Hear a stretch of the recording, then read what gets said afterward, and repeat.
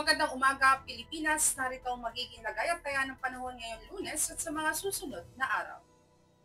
Sa kasalukuyan ng bagyong ating minomonitor sa labas ng Philippine Area of Responsibility na si Tropical Storm Koto ay huling namataan sa layong 480 km hilagang kanluran ng Pag-asa Island, Kalayaan, Palawan. Ang nasabing bagyo, taglay pa rin na lakas ng hangin na 75 km per hour mula sa sentro at may pagbugso hanggang 90 km per hour. Ito'y kumikilos ng mabagal patungo dito sa may Vietnam. Samantalang dito naman sa silangang bahagi ng Visayas maging sa Mindanao, ang mga kaulapan ay dulot ng Intertropical Convergence Zone o ITCZ.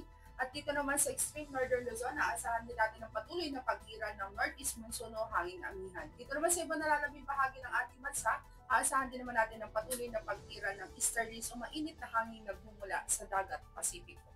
Para naman sa magiging lagay-at-taya ng panahon ngayong araw, aasahan natin ang generally fair weather dito sa Luzon. Maliban na lang sa may Batanes, dulot nga ng northeast monsoon, asahan ng maulap na kalangitan na may mahihinang pag-ulan.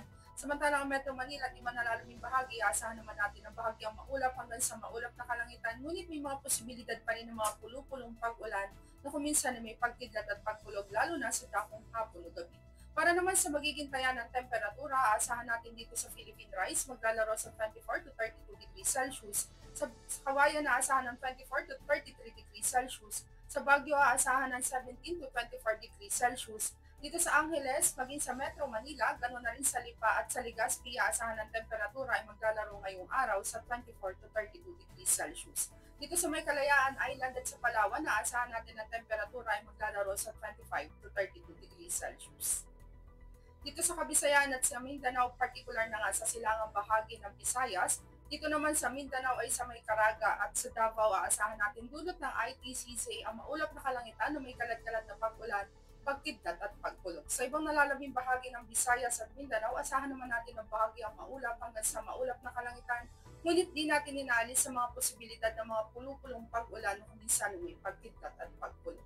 Para naman sa magiging taya ng temperatura, asahan natin dito sa Tacloban, maging sa Mactan at sa Iloilo ang 26 to 32 degrees Celsius.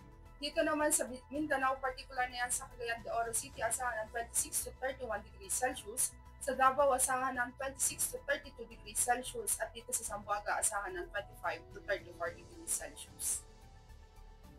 Para naman sa magiging lagay-at-taya ng panahon sa mga susunod na araw, aasahan natin ang generally fair weather, bahagyang maulap hanggang sa maulap na kalangitan. Ngunit may mga posibilidad pa rin ng mga pulupulong pag-ulan o kuminsan may pagkidlat at pagkulog dito sa Metro Manila. Ganoon na rin sa Cavite, sa Angeles, maging sa Lipa, sa Puerto Princesa, sa Kalayaan Islands, sa Lapu-Lapu, maging sa Davao, at sa Zamboanga.